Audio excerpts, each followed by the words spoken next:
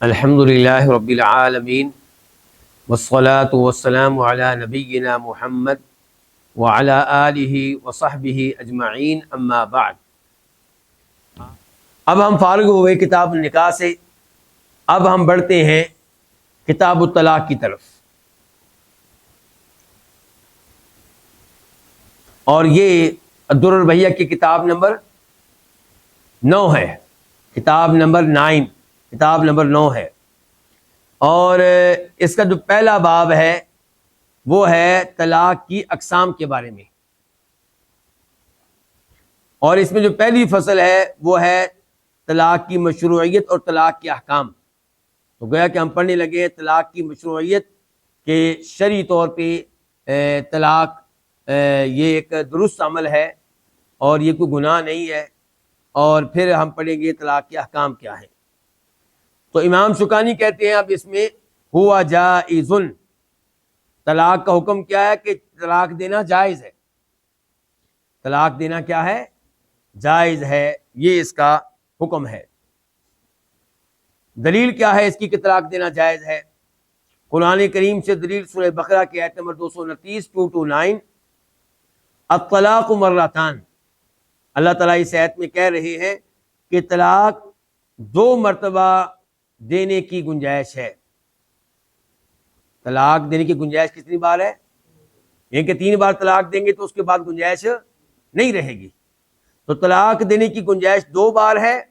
فَإِمْسَاكُمْ بِمَعْرُوفٍ، 2 میں سے ہر بار طلاق دینے کے بعد آپ کو حق حاصل ہے کہ آپ عدت میں رجوع کر لیں، عورت کو اپنے پاس رکھ لیں، بیوی کے طور پہ اپنا لیں۔ اور تسریح بِإِحْسَان، اور یہ بھی آپ کو حق حاصل ہے کہ عدت میں آپ صلح نہ کریں، اس سے رجوع نہ کریں، عدت کے ایام ختم ہو جائیں اور پھر آپ اس کو اچھے طریقے سے الوداع کر دیں، رخصت کر دیں۔ تو اس آیت سے کیا پتہ چلا پھر کہ طلاق دینا جائز ہے کہ ناجائز ہے؟ جائز ہے جی۔ اور پھر حدیث کی طرف آ جائیں تو ہمارے پاس وہ حدیث ہے جس کو امام بخاری رحمہ اللہ روایت کرتے ہیں، نمبر ہے اس کا 4908 4908، اور امام مسلم روایت کرتے ہیں، نمبر ہے 1471 1471۔ راوی ہے امام ابن شہاب الزہری رحمہ اللہ، وہ کہتے ہیں اخبرنی سالم، مجھے بتایا عبداللہ بن عمر کے بیٹے سالم نے، وہ کہتے ہیں کہ ان عبداللہ بن عمر اخبرہ، کہ میرے والد گرامی عبداللہ بن عمر نے بتایا کہ انہ طلق امرأتہ وہی حائض، کہ انہوں نے اپنی بیگم کو طلاق دے دی تھی جبکہ طلاق کے موقع پہ بیگم کس حالت میں تھی؟ حیض کی حالت میں تھی، پیریڈ میں تھی۔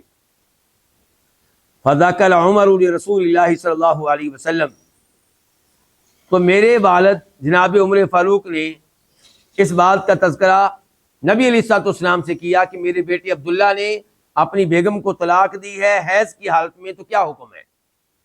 فتغید فیہ رسول اللہ صلی اللہ علیہ وسلم، تو نبی علیہ الصلوۃ والسلام غصے میں آ گئے۔ غصہ کس بات پہ؟ حیض کی حالت میں طلاق دینا۔ آج کل مرد حضرات جب غصے میں آتے ہیں نہیں سوچتے کہ میری بیگم کے حالت میں ہے بس طلاق طلاق طلاق۔ شریعت نے حیض کی حالت میں طلاق دینے سے منع کیا ہے، حیض کی حالت میں طلاق دینے کی اجازت نہیں ہے۔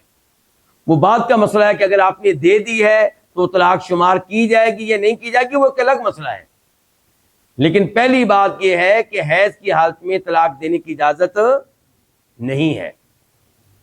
تو آپ ناراض ہوئے اس پہ، آپ علیہ الصلوۃ والسلام، ثم قال، پھر آپ نے کہا لیراجعھا، عبداللہ پہ واجب ہے کہ اپنی بیگم سے رجوع کرے، صلح کرے۔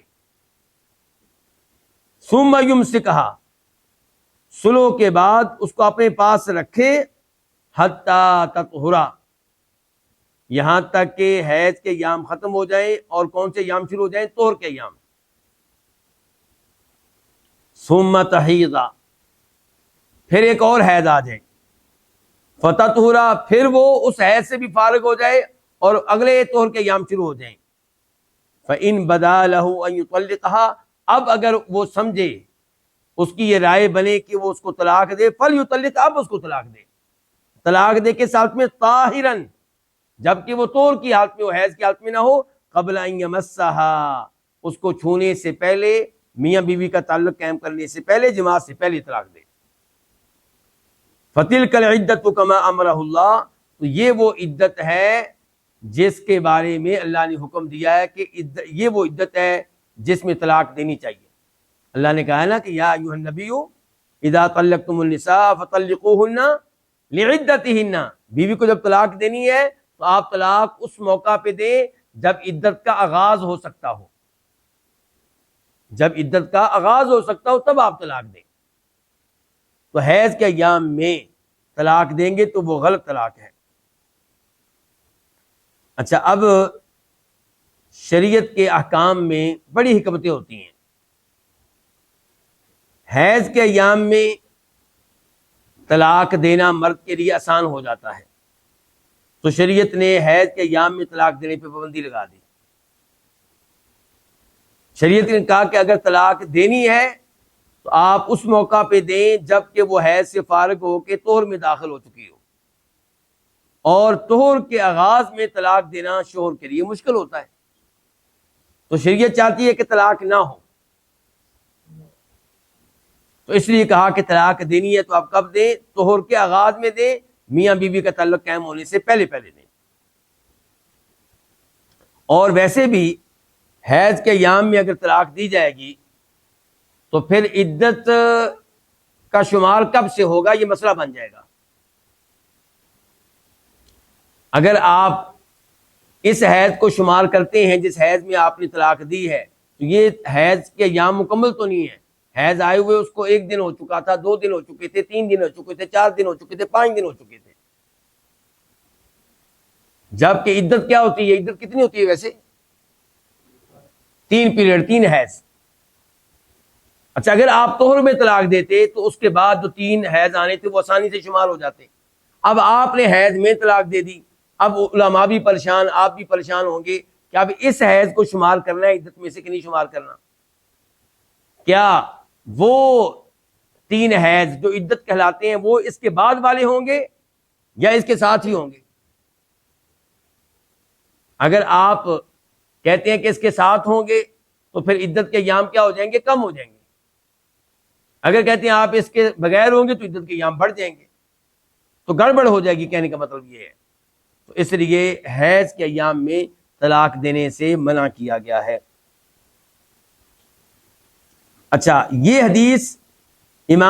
حدیث آپ کے سامنے کیوں رکھی گئی ہے؟ کیا بتانے کے لیے بلا؟ یاد ہے مسئلہ کیا چل رہا تھا؟ کہ طلاق دینا جائز ہے۔ یہ کہ آپ نے عبداللہ بن، یہ نہیں کہا عمر فاروق سے آپ کے بیٹے نے طلاق دی تو کیوں دی، اسباب بیان کرے، وجہ بیان کرے، کیوں ظلم کیا اتنا بڑا۔ نہیں، ایسی کوئی بات نہیں ہے۔ اسلام سچا دین ہے۔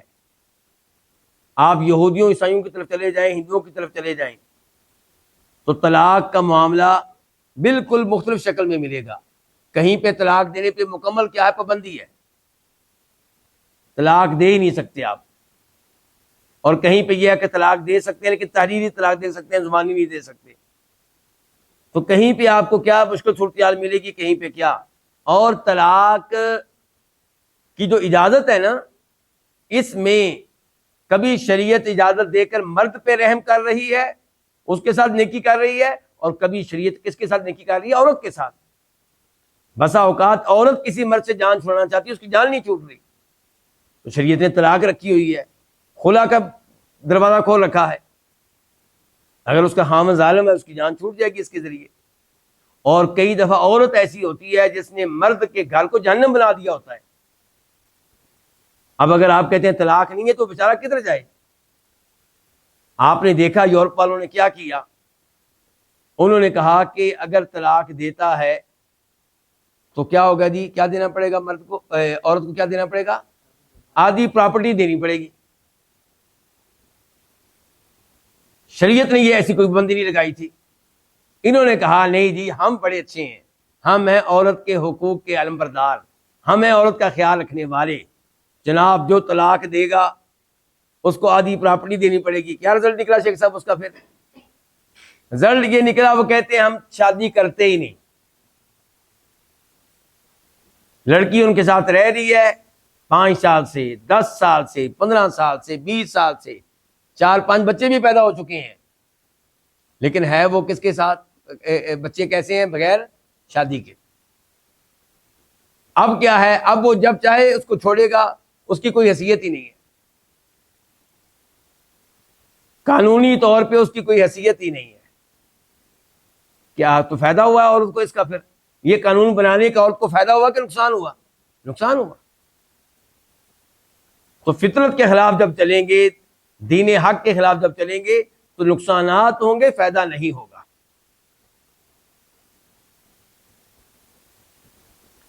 وہ سعودی عرب کی خبریں دیکھیں تو شاید آپ نے بھی دیکھا ہو کہ سعودی عرب میں آیا ہوا ہے ایک فٹ بال کا کھلاڑی،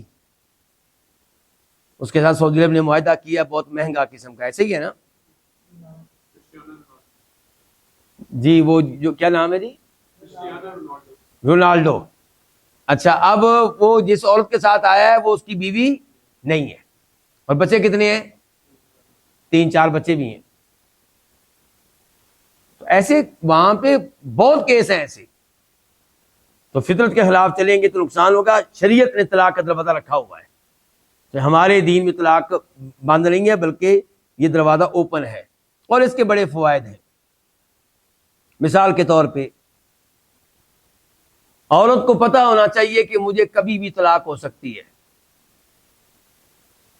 اس کا مطلب کیا ہے؟ پھر خامند کی اطاعت کرے، خامند کی بات مانے. جب وہ خامند کی بات مانیں گی تو طلاق کیوں ہوگی؟ جب ہر بات پہ جی کرے گی طلاق کیوں ہوگی؟ لیکن یورپ کے لوگ کیا چاہتے ہیں، کافر لوگ کیا چاہتے ہیں جی؟ لڑکی لڑکا بالکل برابر. اور میں کئی دفعہ پہ دروس میں کہہ چکا ہوں، جب لڑکی لڑکے کو بالکل برابر آپ قرار دیں گے تو کسی بھی گھر کا نظام چل نہیں سکتا.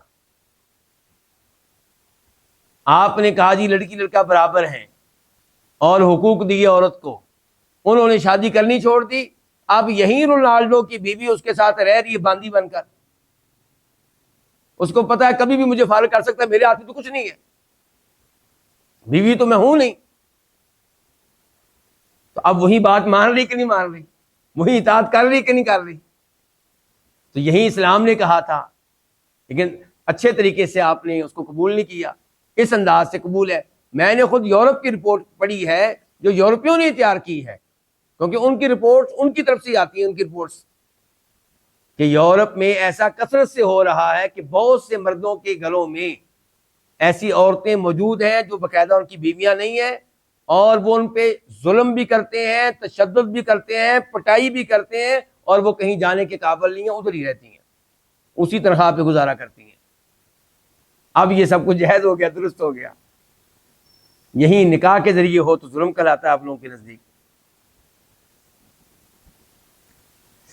تو پہلا حکم کیا بیان کیا امام شوکانی طلاق کے تعلق سے؟ کہ ہوا جائز، طلاق دینا جائز ہے، اور یہ جائز ہے قرآن سے بھی معلوم ہوتا ہے، حدیث سے بھی معلوم ہوتا ہے.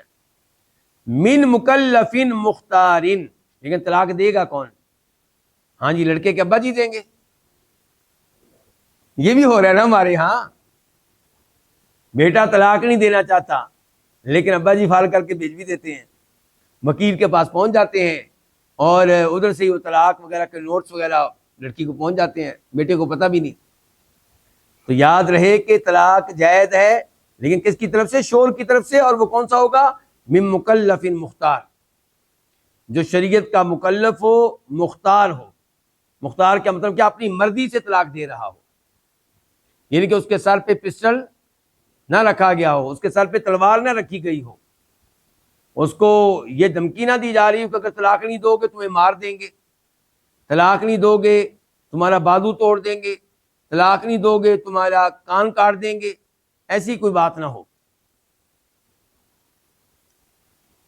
اس بارے میں بھی حدیث امام ابو داؤد رحمہ اللہ روایت کرتے ہیں، حدیث کا نمبر ہے 2193 2193.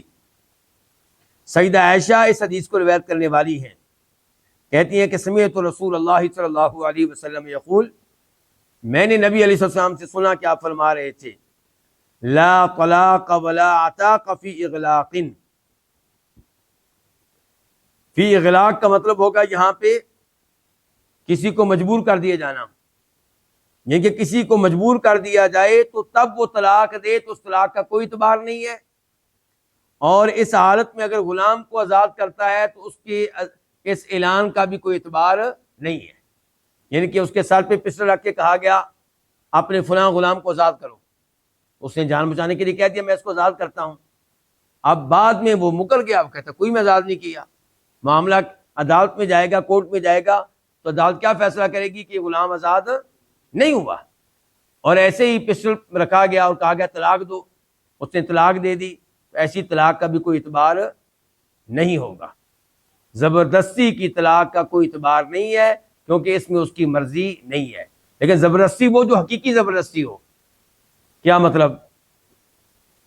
قتل کرنے کی دھمکی ہو اور جس کو دھمکی دی گئی ہے اس کا غالب گمان یہ ہو کہ واقعی مجھے قتل کر دیں گے.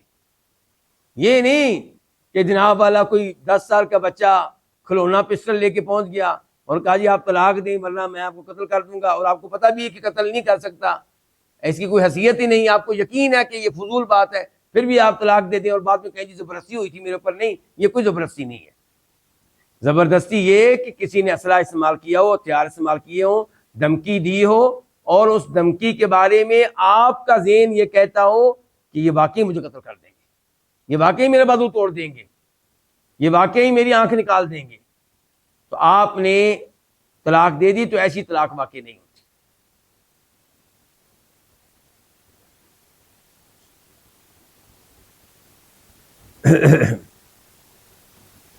اور ایسے کئی کیس سامنے آتے ہیں.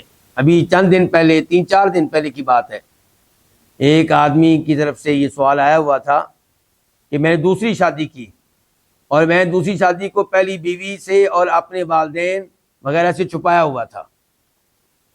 اب ان کو چل گیا پتہ، تو جناب انہوں نے، وہ ڈاکٹر صاحب تھے پوچھنے والے، انہوں نے مجھے میرے کلینک سے اٹھایا اور مجھے وہاں پہنچایا جہاں پہ پہلی بیگم موجود تھی، اور میرے اپنے بہن بھائی، انہوں نے میرے اوپر زبردستی کی اور مجھے طلاق کہلوائی، لکھوائی، سین کروا لی. ان کے لکھوائی کیا لکھا انہوں نے خود تھا، مجھے سین کروا لیے.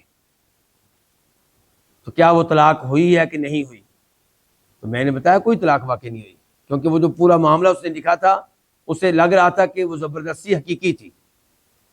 تو ایسی شکل میں طلاق واقع نہیں ہوتی. یہ ہے درست فتویٰ اس موضوع پہ. ولو حاضلا، طلاق جو ہے یہ واقع ہوگی اس آدمی کی طرف سے جو اپنی مرضی سے طلاق دے رہا ہے، ولو حاضلا، چاہے وہ مذاق میں طلاق دے رہا ہو. اس کی کیا دلیل ہے جی مذاق میں طلاق واقع ہو جائے گی؟ تو مذاق میں اگر ڈرامے میں کوئی اپنی فلمیں ڈرامے ان میں کوئی اپنی بیوی کو طلاق دیتا تو طلاق کیا ہو جائے گی؟ واقع ہو جائے گی. دلیل وہ حدیث ہے جس کو روایت کی امام ابو داؤد رحمہ اللہ نے، نمبر ہے 2194 اور دیگر ائمہ حدیث نے بھی. راوی ابو ہریرہ رضی اللہ تعالی عنہ کہ نبی علیہ السلام نے فرمایا ثلاث جدہن جد وحذرہن جد. 3 چیزیں ایسی ہیں جو سنجیدگی میں کی جائیں تو تب بھی ان کو مانا جائے گا، اور اگر وہ مذاق میں وہ 3 کام کیے جائیں تو تب بھی ان کو مانا جائے گا، تب بھی ان کو حقیقت پہ محمول کیا جائے گا، سنجیدگی پہ محمول کیا جائے گا. نمبر 1 نکاح، نمبر 2 طلاق، اور نمبر 3 رجوع کرنا.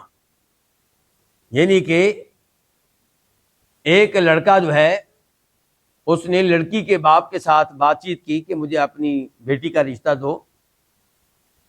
اس نے کہا ٹھیک ہے جی میں تمہیں دیتا ہوں، گواہ بھی موجود تھے. تو لڑکے کا کہنا مجھے اپنی بیٹی کا رشتہ دو، اور اس کا کہنا میں نے دے دیا. یہ نہیں کہ دوں گا، دے دیا، یہ کیا ہو گیا ہے؟ یہ نکاح ہو گیا ہے. یہ نکاح ہو چکا ہے. اب وہ کہتا جی میں تو مذاق کر رہا تھا. تو شریعت اس کو مذاق نہیں مانتی، شریعت اس کو حقیقت مانتی ہے. آپ دوسروں کی بچیوں کے ساتھ اس طرح کھیلتے ہیں، مذاق کرتے ہیں اس طرح کے، یہ کوئی کھیل تماشا ہے نہیں. وہ آپ کی بیوی بن چکی ہے، اس کو رہائش فراہم کریں، اس کو خرچہ دینا شروع کریں، اور دیگر جو اس کے حقوق بنتے ہیں اس کو دیں، کیونکہ آپ کا نکاح ہو چکا ہے. اسی لیے ایک کلپ تھا عربی میں، وہ کلاس میں ٹیچر پڑھا رہا ہے. اب مجھے یہ نہیں پتا کہ وہ باقاعدہ کلپ بنایا گیا ہے یا حقیقت میں ہی ایسا ہوا ہے، لیکن اس میں یہ ہے کہ ایک مرد کلاس میں پڑھا رہا ہے، وہ ٹیچر ہے اور بچے بیٹھے ہیں. کوئی نکاح کا موضوع چل رہا تھا. ایک طالب علم کہتا ہے سر آپ یہ بات ذرا مثال دے کے سمجھائیں نا. کیسے سمجھائیں؟ مثال دے کے. وہ کہتا ہے مثال کے طور پہ میں نے آپ کا نکاح اپنی بیٹی سے کر دیا. اچھا یہ الفاظ پاکستان میں عیب سمجھے جاتے ہیں کہ اپنی بیٹی کا نام لے کے کہنا جی میں نے اپنی بیٹی کا نکاح کر دیا، کیا ضرورت ہے. لیکن عربوں کے ہاں ایسی مثالیں چلتی ہیں، وہ اس میں کوئی عیب نہیں سمجھتے. تو اب یہ کہتا ہے کہ مثال کے طور پہ میں نے تمہارا نکاح اپنی فلاں بیٹی سے کر دیا اور تم نے اس کو قبول کر لیا. جب اس نے کہا نا کہ مثال کے طور پہ کہ میں تمہارا نکاح اپنی بیٹی سے کرتا ہوں، وہ آگے سے کہتا ہے میں قبول کرتا ہوں. وہ ٹیچر دیکھنے لگے یہ کیا ہو گیا. اس نے کہا چلو طلاق دو. وہ کہتا نہیں میں تو نہیں دوں گا. تو باقاعدہ اس کا یعنی کہ کلپ موجود ہے، وہ کافی پیچیدہ صورتحال پیدا ہوگی کلاس میں. تو یہ ہے مسئلہ جو ابھی آپ نے پڑھا ہے کہ مذاق ہی مذاق میں، ڈراموں میں جو نکاح ہوتا ہے، شریعت کے نگاہوں میں پھر کیا ہے؟ وہ نکاح ہے. اور یہ ڈراموں میں، فلموں میں تو یہ کام تقریباً ہوتے ہی رہتے ہیں. ایسے کئی دفعہ نیوز پیپر میں خبریں بھی آتی ہیں، علماء کے فتاوی بھی پھر آتے ہیں. تو بہرحال مذاق ہی مذاق میں اگر نکاح کیا جا رہا ہے تو وہ نکاح ہے، شریعت کے نگاہوں میں وہ نکاح ہو چکا. اور طلاق بھی اگر مذاق میں دی ہے تو طلاق ہو چکی. اور اگر کوئی رجوع کرتا ہے، طلاق بیگم کو دے دی، بعد میں اس کو کال کرتا ہے بیگم کو اور کہتا ہے جی میں نے تم سے رجوع کر لیا، تو بیگم بڑی خوش ہے کہ چلو الحمدللہ رجوع ہو گیا. اور بعد میں جناب والا وہ کہتے نہیں میں تو مذاق کیا تھا. تو شریعت کیا کہتی ہے کہ یہ مذاق نہیں چلے گا، یہ رجوع ہو چکا ہے. تو یہ تین چیزیں جو ہیں سنجیدگی میں بھی کی جائیں تو شریعت کی نگاہوں میں واقع ہو جائیں گی، اور اگر مذاق میں کی جائیں تب بھی واقع ہو جائیں گی. یہیں پہ آج کے درس کا اختتام کرتے ہیں. انشاءاللہ طلاق کا یہ موضوع آئندہ درس میں مکمل کریں گے. وصلی اللہ تعالی علی نبینا محمد وعلی آلہ وصحبہ اجمعین.